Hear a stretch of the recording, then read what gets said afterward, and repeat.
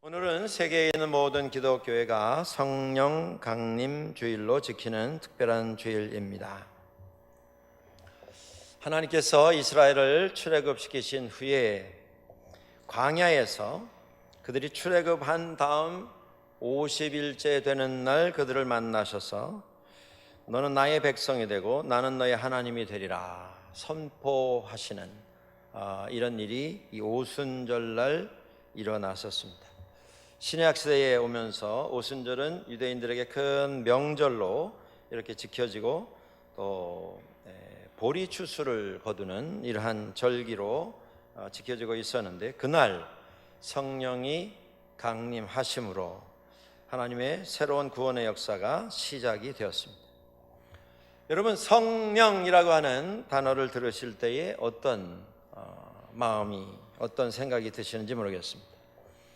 많은 그리스도인들에게 이 성령은 조금 낯선 느낌을 주는 그런 단어가 되고 있습니다. 조금은 친근하지 못한, 조금은 낯설고 어색한 이런 느낌을 아주 지워버릴 수가 없습니다. 특별히 신학적으로 잘 정리가 되고 이지적으로, 지성적으로 신학의 체제를 잘 갖추고 있는 그런 기존 교회에서 그런 분위기가 좀 강하게 존재하는 것 같습니다. 우리가 성령을 부인하거나 무관심한 건 아닙니다만은 그래도 성령에 대해서 비교적 좀 냉랭한 그런 분위기가 있다고 하는 것을 부인할 수가 없습니다. 물론 그 정반대의 입장도 교회 안에는 존재합니다. 모든 것을 성령에 연결시켜서 이해하고 받아들이고 또 그렇게 살려고 노력하는 그런 분들이 많이 계십니다. 특정적으로 성령을 지정해서 그것을 강조하는 그런 기독교의 종파도 있습니다. 가끔 신문에 교회에서 특별 집회하는 이런 광고가 나오는데, 그 광고 가운데 다 그런 건 아닙니다만은 어떤 교회 광고는 성령 집회 이런 이름으로 광고하는 교회들이 있습니다. 성령 집회, 이게 무엇하는 집회인가 좀 궁금한 생각을 가지게 됩니다.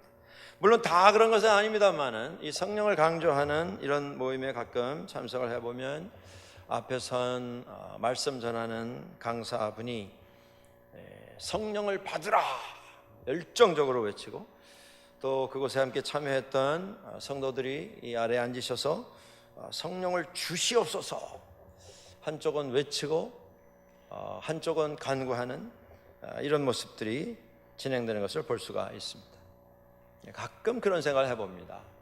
이 성령이 앞에 선 분이 받으라 하면 나가는 것인지, 주시옵소서 하면 달려오는 것인지, 단어 표현이 좀 적절하지는 않습니다만은 저는 기독교 안에 존재하는 두 가지 이 극과 극의 모습, 이 표현을 좀 용서하시며 들으시기 바랍니다. 성령 냉랭파와 성령 열광파, 이 두 파가 둘 다 그리 건강한 모습은 아니지 않는가, 그런 반성을 해보게 됩니다. 한쪽에서는 너무 감정적으로 치우친다 비난을 하고, 다른 한쪽에서는 너무 이지적으로, 너무 이성적으로 하나님의 역사를 이해하려고 한다, 또 핀찬하는 모습이 오가는 것을 보게 됩니다. 성령의 체험은 우리 성경에서 지금 보시는 것처럼 그저 몇 사람에게 제한해서 허락이 된 몇 사람의 전유물이 결코 아닙니다. 성령은 모든 믿는 사람들에게 동일하게 주어진 하나님의 선물입니다. 제1세기 초대교회의 사도 바울이 그것을 강조하며 고린도전서 12장 3절에서 이렇게 말합니다. 그러므로 내가 너희에게 알게 하노니 하나님의 영으로 말하는 자는 누구든지 예수를 저주할 자라 하지 않고, 또 성령으로 아니하고는 누구든지 예수를 주시라 할 수 없느니라. 이게 무슨 말씀입니까? 예수 믿게 된 것이 우리 가운데 역사하신 성령의 역사의 결과라는 그런 말씀입니다. 예수를 주로 고백하고 믿기 시작한 사람은 내가 모르는 시간에, 내가 모르는 때 이미 성령께서 내 안에 들어오셔서 예수 그리스도를 알게 하시는 구원의 역사를 시작해 주셨기 때문에 예수 믿게 된 것입니다. 여러분 기억하십시오. 성령의 역사는 이미 내게 허락이 됐습니다. 성령의 임재는 이미 나에게 시작이 되었습니다. 성령의 은사는 또 다른 차원입니다. 그러나 성령의 임재와 역사는 우리 믿는 모든 사람들에게 하나님께서 선물로 이미 허락을 해 주신 것입니다. 그러니까 우리가 착각하지 말아야 할 것은 나는 어떻게 하면 성령의 강림을 경험할 수 있을까? 나는 어떻게 하면 성령 체험할 수 있을까? 성령의 체험은 이미 시작이 되었습니다. 구하시려면 성령의 강림을 구하실 게 아니라 원하시면 성령의 은사를 구하십시오. 은사를 구하실 수는 있습니다. 그러나 성령과 나는 상관이 없다 이렇게 말씀하시는 분은 그분은 예수를 아직 믿지 아니하시는 분입니다. 내가 예수 믿는다 하는 것 그 자체가 성령께서 내게 이미 오셨다라고 하는 증거이기 때문입니다. 성령의 강림이 우리에게 시작이 되었기 때문에 그래서 중요한 것은 성령 강림 그 이후에 결과가 어떻게 되었는가 하는 것, 그것이 더 중요합니다. 성령께서 오셔서 우리에게 주시는 가장 큰 결과가 무엇이냐 하면 우리 가운데 자유함을 허락해 주시는 것입니다. 오늘 사도행전 2장 1절부터 성령의 처음 역사가 기록이 되고 있습니다. 거기 성령께서 임재하셨을 때 나타나는 몇 가지 증거들이 있습니다. 첫 번째는 청각적인 증거입니다. 호련히 하늘로부터 급하고 강한 바람 같은 소리가 있었습니다. 소리가 들려왔습니다. 방 안에 사람들이 모여 있을 때 그 방 안에 바람 소리 같은 것이 들려왔습니다. 봄바람도 있고 더운 열풍도 있고 가을바람, 겨울바람 다 있습니다만은 그 성령이 임하셨을 때 그날 그 장소에 들려왔던 그 소리는 우리가 아는 그런 바람이 아닙니다. 성경에서 바람이라고 하는 소리를 구약 성경에서는 루아흐라고 표현을 합니다. 신약 성경, 헬라어 성경에서는 푸뉴마라고 하는 이런 단어로 표현을 합니다. 그런데 이 바람을 표현하는 이 성경에 나오는 두 단어는 동시에 하나님의 영을 표현하는 단어로 사용이 됩니다. 곧 하나님의 성령. 여러분들 그들이 오순절 성령 강림 그날 들었던 그 소리는 하나님의 영이 임재하시는 소리였습니다. 두 번째, 청각에 이어서 시각의 증거가 등장을 합니다. 그 방 안에 불의 혀처럼 갈라지는 것들이 각 사람 위에 임하는 것이 보였습니다. 성경에 불은 계속해서 어떤 힘, 능력, 하나님의 임재, 하나님의 역사를 상징하는 그러한 단어로 사용됩니다. 모세를 부르실 때 하나님께서 광야에 굴러다니던 한 덩굴 위에 불로 임하시는 모습으로 모세 앞에 나타나셨습니다. 불이 타기는 타는데 그 덩굴이 타서 다 재가 돼서 사그러지는 일이 없이 계속 불타오르는 그러한 모습으로 모세 앞에 나타나셨습니다. 불은 타지만 사그러지지는 아니하는 영원한 하나님의 임재를 상징적으로 보여주는 장면입니다. 그날 임하셨던 불의 혀처럼 갈라진 그것이 바로 하나님의 성령의 모습이었습니다. 청각과 시각과 어울려서 지각의 증거가 등장을 합니다. 성령을 받은 사람들이 방언을 말하기 시작했습니다. 예수께서 왜 오셨는지, 오셔서 무슨 일을 하셨는지, 그가 십자가에 달리신 그 일이 무슨 의미인지, 십자가에서 죽으신 예수를 하나님께서 어떻게 일으키셨는지, 그것이 우리에게 무슨 의미가 있고 무슨 가치가 있는지, 죄를 회개하고 주 예수 그리스도를 믿으라, 그리하면 너와 너의 집이 구원을 얻으리라. 방언으로 각각 다른 사람, 다른 나라의 말로 선포하였는데 듣는 수많은 군중은 다 자기들이 자기 살고 있는 나라에서 쓰는 말로 듣게 되었습니다. 귀에 들리고 신비하게 보이는 어떤 이상한 현상, 거기에서 멈춘 것이 아니라 이제는 하나님의 역사가 무엇인가를 전달하는 지적인 이러한 사건으로 체험이 되었다라고 하는 것입니다. 우리는 살아가면서 성령을 어떻게 체험하고 있습니까? 여러분들이 경험한 성령의 모습은 어떤 것이었습니까? 여기 나와 있는 대로 청각 혹은 시각, 지각 혹은 그 이외의 다른 현상들이 있을 수 있겠습니다. 그런데 기억하실 것은 이것입니다. 그러면 성령께서 임하실 때 반드시 청각과 시각과 지각의 어떤 요소들을 동반해야만 성령이 역사하실 수 있는가? 그건 아닙니다. 여러분, 성령은 우리를 자유케 하시는 하나님의 자유케 하시는 영입니다. 그 성령이 우리에게 오실 때에 하나님의 영이신 성령은 당신께서 원하시는 모습으로 아무 데서나 아무런 모습으로도 선택하여 우리에게 오시고 우리에게 오셔서 우리를 자유케 하시는 하나님의 영을 체험하게 해 주십니다. 그러니까 우리가 체험하는 그 성령 체험이라는 것이 무엇이든 그것을 절대화해서는 안 됩니다. 왜냐하면 체험하는 그 증거들이 다 다르기 때문에 그렇습니다.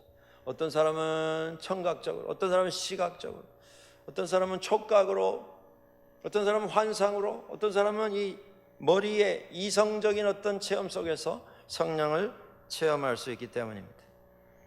오늘 표현에 주의를 기울이시기 바랍니다. 강한 바람 같은 소리가 들렸습니다.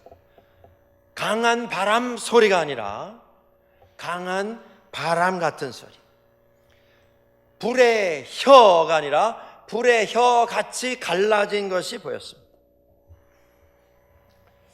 사람과 사람 사이에도 무엇을 표현하려고 할 때 그 표현에 한계가 있습니다. 내가 알고 있는 단어로 표현할 수밖에 없습니다. 한국말이 형용사가 가장 많은 지구상의 언어로 이렇게 인정을 받습니다. 얼마나 다양한 표현이 있는지 모릅니다. 그런데 그 다양한 형용사를 가지고도 우리가 표현하고자 하는 어떤 아름다움 혹은 맛 혹은 내 감정을 정확하게 그려낼 수는 없습니다. 그게 인간의 언어가 가지고 있는 한계입니다. 그런데 더더구나 인간이 체험한 하나님의 영을 인간의 언어로 하나님의 성령을 표현한다고 하는 것, 이것이 가능하겠습니까? 그러니까 우리가 체험한 그 체험만이 성령의 역사이고 증거다. 우리는 절대화해서는 안 되는 것입니다. 성경에 보면 하나님께서 하나님의 영으로 임재하신 모습들이 소개가 되는데 다 다릅니다. 아브라함을 부르실 때 하나님은 마치 이웃에 거주하시는 그 어떤 분인 것처럼 그를 찾으셔서 그와 대화하면서 그에게 보여주셨습니다. 요셉이라고 하는 사람에게는 꿈을 통해서 하나님께서 당신을 계시하셨습니다. 모세를 찾으실 때 앞서 말씀드린 것처럼 들에 굴러다니는 덤불에 임한 하나님의 불꽃, 상징적으로 그 불꽃을 통해서 당신을 보여주셨습니다. 다니엘에게는 지혜를 통해서, 환상을 통해서, 선지자들에게는 기적을 통해서, 환상을 통해서, 음성을 통해서 당신을 계시하셨습니다. 그것이 하나님의 자유케 하시는 성령의 모습입니다. 그 성령의 모습을 어떻게 내가 알고 있는 나의 표현, 나의 방법으로 딱 틀을 잡아서 규정을 할 수가 있겠느냐는 말씀입니다. 그런데 이렇게 다양하게 역사하시는 하나님의 성령 가운데, 그 성령의 역사 가운데 변함없이 반드시 동반되는 요소가 있습니다. 그게 뭐냐면 하나님의 말씀, 그것입니다. 하나님의 말씀이 동반되지 아니하는 성령의 역사는 그냥 환상, 그뿐입니다. 기적, 감정적인 무아지경, 영적인 열광 상태, 그냥 그뿐입니다. 그것은 성령의 역사가 아닐 수 있다고 하는 것입니다. 하나님의 말씀이 존재하지 아니하는 성령의 역사는 있을 수가 없기 때문입니다. 그런데 우리가 신앙생활하면서 성령의 역사에 대한 이해를 가질 때 하나님의 말씀은 관심 두지 않습니다. 많은 경우에 하나님의 말씀은 저만큼 자리를 잡아 놓았습니다. 그리고 하나님의 말씀과는 상관없이 내게 영적으로 편안한 것, 내게 영적으로 익숙한 그 울타리를 지어놓고 성령은 이런 모습으로 역사한다, 우리가 결론을 내리는 그런 경우가 참 많습니다. 성령은 오늘 우리들에게 말씀하십니다. 사람이 어떤 경험을 통해서 성령을 체험했든지 내가 가졌던 그 경험, 내 이해의 어떤 한계, 표현의 한계, 그것을 울타리처럼 만들어 놓고 그 울타리 안에 성령을 가두려고 하는 노력, 이것을 내려놓아라, 우리에게 말씀을 해 주시는 것입니다. 우리는 우리가 가지고 있는 한계로 모든 것을 결론 내리려고 하는 그런 경향들을 가지고 있습니다. 살아가면서 기독교인들도 다 나름대로 삶의 순서를 만들게 됩니다. 그런데 내가 개인으로 살아가면서 내가 만들어 놓은 그 순서가 일면 세상에서 가장 성경적인 순서다, 그런 위로를 스스로 가지면서 살아갑니다. 여러분, 너무나 많은 경우에 내가 생각하는 가장 성경적인 순서, 가장 성경적인 원칙이라고 하는 그것은 성경적인 원칙이나 순서가 아니라 내게 가장 익숙하고 친근한 순서와 원칙일 뿐입니다. 내게 익숙한 성경 말씀만 성경 말씀이 아니지 않습니까? 이제까지 살아오면서 내가 경험하고 완벽하게 이해한 그런 부분만 하나님의 말씀이 되는 건 아니지 않습니까? 신앙생활도 마찬가지입니다. 내가 살아오면서 내가 세워놓은 어떤 규칙, 어떤 테두리, 원칙, 그것만 성경적 원칙이 되는 건 아닌 것입니다. 욥이라고 하는 의인이 있었습니다. 그는 경건하게 신앙생활 하던 사람이었습니다만은 그의 신앙생활 속에서 큰 환난을 당합니다. 죽기 직전까지 사랑하는 아내조차 그에게 내가 이러면서도 하나님을 버리지 아니하느냐, 하나님을 저주하고 죽어라, 이게 사는 거냐 도대체, 하나님을 저주하고 죽어라, 그리고 집을 나가버렸습니다. 그 고난 속에서 그가 하나님과 씨름하며 하나님에게 항의하듯 기도합니다. 하나님, 제가 의인으로 살려고 많이 노력했고 교만해서 남에게 보이기 위한 어떤 의롭게 살려고 한 모습이 아니라 부족하지만 그 부족함 속에서도 최선을 다하고 정말 하나님 사랑하는 마음으로 경건하게 살려고 여기까지 왔습니다. 그런데 도대체 이런 일들이 왜 내게 생긴 것입니까? 이 고난이, 이 환난이 도대체 의미가 무엇입니까? 이유가 무엇입니까? 하나님, 그가 여러 날 고통에 시달리면서 하나님 앞에 눈물로 기도했습니다. 근데 그 욥기가 쭉 진행이 되면서 후반부에 들어가면서 욥의 고백이 나옵니다.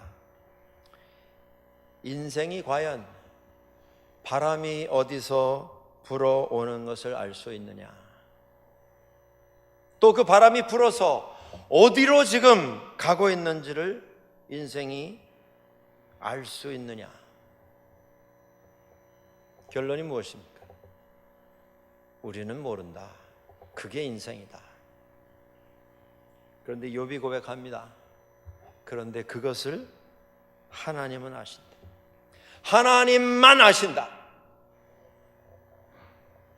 믿음 생활하면서 그러니까 하나님 앞에서 뭐를 아는 것처럼 착각하지 말라는 것입니다. 내가 아는 것이 최상이고 지상이고 최선이라고 주장하지 말라고 하는 것입니다. 하나님 앞에서 피조물 가운데 하나인 것을 알고 깨달음을 가지고 하나님 앞에 엎드릴 수 있어야 한다라는 것입니다. 우리가 믿음 생활하면서 믿음 생활이 오래 지속되며 여러 가지 경험을 가지게 될 때 가끔 믿는 사람들에게 착각이 생기는 때가 있습니다. 그 순간 나는 지구의 중심에 서 있게 됩니다. 내가 아는 것이 하나님의 진리이고 내게 익숙한 것이 하나님의 뜻이다, 이렇게 주장하게 된다는 말씀입니다. 성령은 우리에게 말씀합니다. 그것은 너의 생각이다. 초대교회의 성도들이 성령을 받고 나아가면서 그 이후에 성령 강림 이후의 삶을 통해서 그들이 체험한 것이 자유케 하시는 하나님의 역사였습니다. 초대교회 사도들도 초기에는 많은 편견과 판단을 가지고 하나님의 말씀을 이해하고 예수 그리스도의 구원의 복음을 이해를 했었습니다. 예수 그리스도의 구원은 유대인들에게만 허락하시는, 혈통적으로 아브라함의 자손들에게만 허락하시는 유대인들의 특권이다. 이방인들은 하나님 앞에 구원 얻을 수 없다. 놀랍게도 그것이 기독교의 제1세기 가장 먼저 하나님 앞에 일꾼으로 부름받았던 사람들의 편견이었습니다. 문화적으로 종교적으로 우월감을 가졌습니다.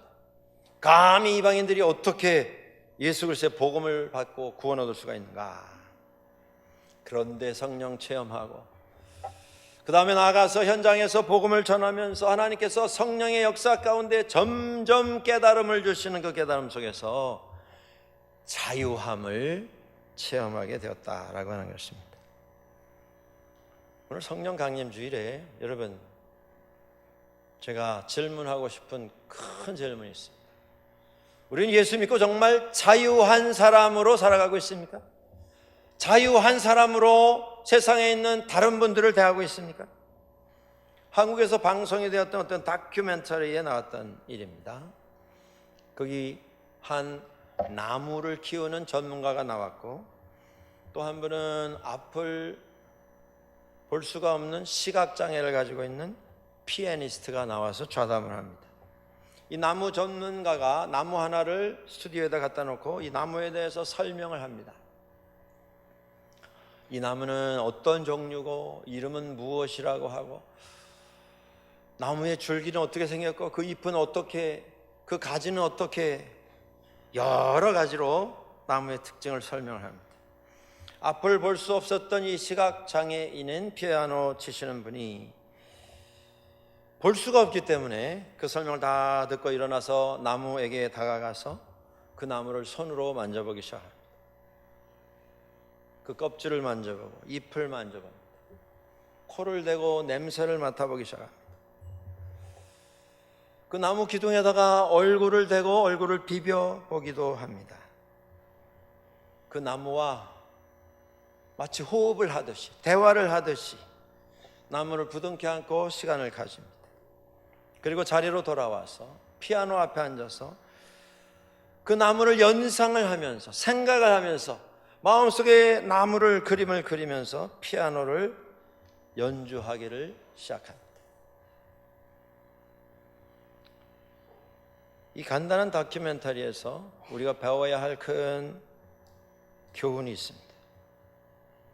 이 시각장애를 가지고 있는 피아니스트가 경험하고 느꼈던 그 나무는, 여러분, 앞을 훤히 보고 있는 우리가 보기에 정상적이 아닌 그런 나무일 수밖에 없는 것입니까? 코끼리를 둘러싼 시각장애자들이 코끼리의 여기저기 부분을 더듬으면서 말하는 그 코끼리는 다 가짜 코끼리고 장애자 코끼리가 될 수밖에 없는 것입니까? 그들은 정상적인 하나님을 이해하기에는 너무 부족한 그런 존재가 될 수밖에 없는 것입니까? 더 중요한 것은 하나님은 그들에게 당신의 모습이, 당신의 역사가 어떠한 모습인가 하는 것을 알게 해 주실 수 없는 그런 하나님이신 것입니까? 성령은 우리가 신앙생활하면서 가지고 있는 우리의 선입견, 편견, 우리의 판단, 우리의 주장, 내가 살아오면서 나와 친해진, 나와 친근하고 익숙해진 어떤 원칙, 내가 가지고 있는 이 지성, 번쩍이는 이성의 능력, 그 어떤 것으로도 성령을 다 묘사하고 다 붙잡아 놓을 수가 없는 것임을 성령은 우리에게 알게 해 주십니다. 성령이 오시면 성령의 임재를 체험한 사람들은 자유케 하시는, 우리가 가지고 있는 모든 판단과 편견을 다 내려놓게 하시는 성령의 은혜 가운데 하나님의 은혜에 감사하는 삶을 시작하게 됩니다. 우리가 신앙생활하면서 교회생활 오래 하게 되면서 교회 안에서 내가 가지고 있는 어떤 기준에 못 미치는 일을 보게 될 때, 저거 저렇게 하면 안 되는데, 그 일을 보게 될 때, 같은 교회를 다니면서 아주 못 견디게 불편하고 부족한 그 어떤 분을 보게 될 때 우리는 어떻게 반응합니까? 성령께서 오늘 우리에게 말씀하십니다. 교회의 주인이신 성령께서 우리에게 말씀하십니다. 내가 괜찮다고 하는데 너는 왜 못 견뎌하느냐? 내가 괜찮다고 하는데, 교회의 주인인 내가 괜찮다고 하는데 너는 왜 그걸 못 견뎌하느냐? 그리고 나에게 말씀하십니다. 내가 가지고 있는 그 기준, 그 생각, 그 판단, 그 일에 대한, 그 사람에 대한 판단, 그것이 잘못된 것임을 좀 기억해라. 너무 깊은 성령에 대한 이해와 설명을 조금 옆에 놓고 조금 실제적인 얘기를 좀 해보고 싶습니다. 조금 세속적인 얘기를 해보고 싶습니다. 교회에 가지고 있는 여러 가지 말 가운데 이런 말이 있습니다. 이건 어떤 교회를 지정해서 하는 얘기가 아니라 문화와 언어를, 인정을 초월해서 모든 교회의 모든 사람들에게 적용되는 이런 말입니다. 그 말은 이런 것입니다. 교회마다, 어떤 교회든지 가장 중요한 일은 부엌에서 다 이루어진다. 무슨 소린가 하시겠습니까, 여러분들? 많은 경우에 우리들이 정말 하나님 은혜 사모해서 오지 않습니까? 정말 찬양하고자 하는, 예배드리고자 하는 간절한 목마름을 가지고 모이지 않습니까? 그런데 예배 드리면서 집중해서 예배 드리고 은혜 받고, 그리고 아래층에 다 봉사하러 부엌에 내려가셔서 받은 은혜 다 쏟고 체험한 은혜 다 깨뜨려지는 이런 경우가 너무 많다고 하는 것입니다. 물론 조금 먼저 섬기고 더 오래 섬기신 신앙의 선배들 가운데 보시면 정말 눈에 차지 아니하는 모습이 있을 것입니다. 부족한 모습이 있을 것입니다. 왜 없겠습니까? 그런데 저는 그렇게 말씀드리고 싶습니다. 혹 그러한 부족하고 기준에 미달되는 이러한 일들, 이러한 사람을 보시게 될 때 소리 지르지는 마십시오. 여러분, 우리는 성령 체험, 성령의 역사 가운데 예수 믿게 된 사람들 아닙니까? 놔뒀으면 죽을 수밖에 없는 존재들인데 정말 예수 믿고 다시 산 사람들이 아닙니까? 그런데 그런 사람들이 모여서 누가 정신 나가가지고 깍두기를 이런 식으로 잘랐나? 그게 뭐 이렇게 죽고 살 문제입니까? 아니, 김치를 담글 때 정신 나갔냐? 누가 여기다 이걸 넣느냐? 누가 정신 나가서 이걸 빼뜨렸느냐? 그렇게 말할 게 아니라 그런 부분이 있으면 여러분 그냥 겸손히 옆에서 그 부족한 부분을 내가 도와주시면 됩니다. 옆에서 그냥 섬겨주시면 됩니다. 결국 시간이 지나면 다 전수가 되고 다 배우게 될 것이기 때문입니다. 그리고 어떤 경우에서든지 교회에서는 일을 맡긴 다음에는 일체 말하지 않는 것이 원칙입니다. 절대 말하지 마시고 다 맡기십시오. 음식을 먹으면 배탈 나게 되어 있으면 그거는 말씀하셔야 되겠으나 또 그런 말씀을 하실 때에도 음성을 높이실 일은 아닙니다. 맡긴 다음에는 아무 말 하지 말고 기다리십시오. 그리고 하고 싶은 말이 여기까지 올라오시더라도 그걸 꿀꺽 삼키시고 칭찬하십시오. 칭찬하십시오. 그게 성령의 역사로 예수 믿게 된 사람들의 모습입니다. 여러분, 그게 무슨 구원이냐 멸망이냐 생명이냐 죽음이냐의 문제가 아니지 않습니까? 예배하러 오셨는데 교회 관리가 청소가 정돈이 마음에 안 드는 부분 있을 수 있습니다. 그런 게 있으면 언성 높이실 게 아니라 말하지 말고 내가 치우면 됩니다. 내가 치우면 됩니다. 신앙생활 하면서도 주변에 있는 어떤 그 다른 분, 아주 못 견디게 불편한 분이 있을 수 있습니다. 또 정말 누구의 눈으로 봐도 그분이 부족한 상태에 있을 수도 있습니다. 그런데 성령께서 우리에게 말씀하시는 것입니다. 그거 말하지 말고 그 사람 위해서 기도해 주라. 그리고 기다려라.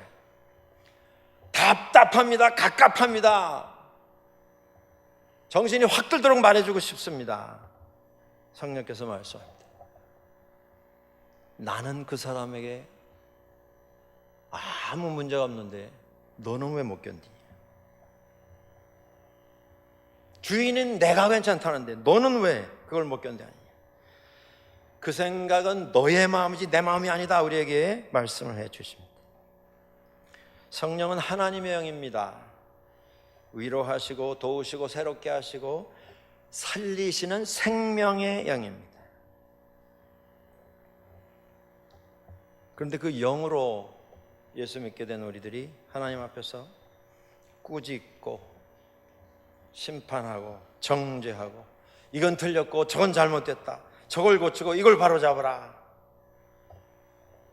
그렇게 할 것이 아니라 성령을 받은 사람들은 품어야 합니다. 기도해야 합니다. 같이 도우면서 고쳐나가는 것입니다. 기다려주는 것입니다. 생명의 영이신 성령이 주인이 되시는 교회는 가장 중요한 것이 사람입니다. 그 한 영혼 위해서 예수님께서 십자가에서 죽으셨습니다. 하나님께서 당신의 하나밖에 없으신 아들을 그 한 영혼을 위해서 내어주셨습니다. 그렇게 소중한 것이 사람인데, 그렇게 소중한 것이 한 영혼인데, 여러분 교회의 음식이 아무리 기가 막히게 맛이 있고 찬양대의 찬양이 음정과 박자가 완벽하고 교회의 관리와 청소가 기가 막히고 빈틈이 없을지라도 그 교회에서 신앙생활하는 사람이 새로워지지 못하고 사람이 위로받지 못하고 치유받지 못하고 기뻐하고 행복하지 못하면 그 교회는 하나님의 교회가 될 수가 없습니다. 그 교회는 하나님 이름 걸어놓고 함께 모여서 각각 장기 자랑 발표하는 곳이 될 것입니다. 각각 내 원칙이 이거고 내 기준이 이거다. 그것 인정받기 위해서 경합하고 대접받는 장소가 될 것입니다. 한번 이렇게 생각을 해보시면 좋겠습니다. 제가 실제적인 얘기를 드리겠다 말씀을 드렸습니다. 갑과 을을 한번 바꿔보시면 좋겠습니다.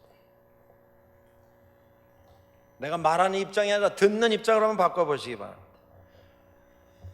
내가 교회 생활을 10년, 20년, 30년 어머님의 뱃속에서부터 교회를 출입을 한 사람이고 이제 다 커서 아들, 딸들 다 시집 장가 가게 되었고 다 시집 장가 보냈고 그들이 또 그들의 자녀들을 낳는 그런 자리에 내가 서 있는데, 내가 그 사람이라면 그런 상태에서 교회 들이러 와서 야단 맞고 말 듣고 지적당하고 욕먹고, 그러고 할렐루야 감사합니다 하면서 집에 갈 수 있겠는지. 잘못했으니까 그렇게 돼도 된다 생각하는 것은 성령께서 주시는 마음이 아닙니다. 여러분들 기억하십시오. 우리가 성령 이미 오셨습니다. 언제 오시겠나 그것에 관심 두지 마시고, 그 이후에 성령을 통해서 예수 믿게 된 나는 지금 어떻게 살고 있나, 그것에 관심을 두시기 바랍니다. 성령 체험했다. 나는 성령 안에서 예수 믿게 됐다. 대개 믿는 사람들이 이런 체험하게 될 때 그것에 붙잡히게 됩니다. 나는 특별한 체험, 특별한 은혜를 받았다. 내 삶에 기적이 일어났습니까? 성령께서 내게 오셔서 병을 고쳐 주셨습니까? 위기가 극복이 되었습니까? 여러분, 그 자체에 도취해서 거기 머물지 마십시오. 예수님께서 산 위에 올라가셔서 변화산상에서 모습이 바뀌시고 하늘의 영광이 그 위에 임하셨습니다. 그의 온 몸에서 하나님의 영광이 태양의 빛처럼 밝게 쏟아져 나왔습니다. 그런데 제자들이 그걸 봤습니다. 제자들 중에도 3명만 그걸 봤습니다. 얼마나 좋았는지 베드로가 말합니다. 주여, 여기가 좋사오니 초막셋을 지어서 여기 머물게 해주시면 좋겠습니다. 주님께서도 여기 영원히 머물면 좋겠습니다. 하나님의 영광을 체험한 사람들의 본능적인 반응일 것입니다. 그런데 하나님의 관심은 그것에 맞춰져 있지 않았다고 하는 것입니다. 다른 사람은 볼 수 없는 하나님의 영광을 보았느냐? 그리고 이렇게 말씀하십니다. So what? 그래서 어쨌다는 거냐? 하나님의 관심은 성령을 받아서 예수 믿게 되었는데 그 다음에 뭐가 달라졌냐? 그걸 물으시는 것입니다.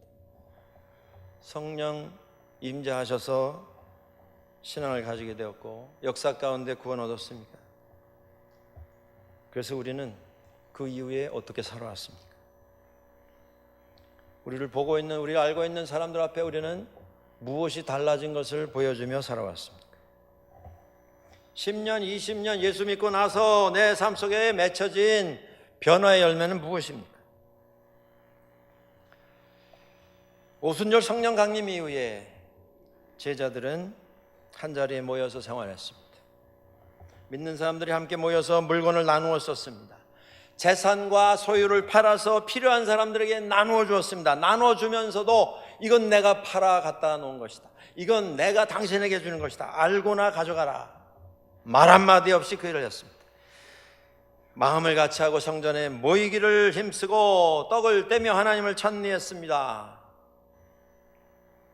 손해볼 일만 골라서 한 것입니다. 세상 사람들은 하기 싫어하는 일만 찾아서 했습니다. 그 결과 어떤 일이 일어났습니까? 온 백성들에게 칭찬을 받았습니다. 성령의 충만함을 체험한 사람들, 성령의 강림을 체험한 사람들 앞에 칭찬을 받았다라고 하는 것입니다. 소유가 아니라 은혜로 살았습니다. 숫자로 자랑을 삼은 것이 아니고 믿음과 섬김으로 하나님 앞에 엎드렸습니다. 내가 아니라 남을 위해서 살았습니다. 베푸는 삶, 섬기는 삶. 내 편 만들어서 내 편이 많아지면 내가 이기고 내가 승리라고 하는 그 세상 기준을 다 내려놓고 주 안에서 다 하나가 되는 일을 위해서 헌신했습니다. 사람들에게 칭찬을 받았습니다. 그리고 그 결과 2장 끝에 나오는 구절입니다. 하나님께서 구원받는 사람을 날마다 더하게 하시니라. 성령의 강림 언제까지 기다리시겠습니까? 성령 체험 나와는 상관없이 나에게는 일어나지 않은 일로 언제까지 기다리시겠습니까? 이미 강림하셨습니다. 이미 내 속에 역사하고 계십니다. 우리가 관심을 가져야 할 것은 하나님의 관심이어야 합니다. 그래서 그 다음에 무슨 일이 일어났는가? 사도 바울은 갈라디아서 5장 22절 아래에서 이런 말씀을 합니다. 오직 성령의 열매는 사랑과 희락과 화평과 오래 참음과 자비와 양선과 충성과 온유와 절제니 이 같은 것을 금지할 법이 없느니라. 또 이어서 이렇게 말합니다. 만일 우리가 성령으로 살면 또한 성령으로 행할 것이다. 오늘 우리의 삶 속에 성령 그 이후에 어떤 일이 일어나고 있습니까? 하나님 앞에서 다시 한번 결심하시고 성령의 열매를 만들어가는 우리의 삶이 될 수 있습니다.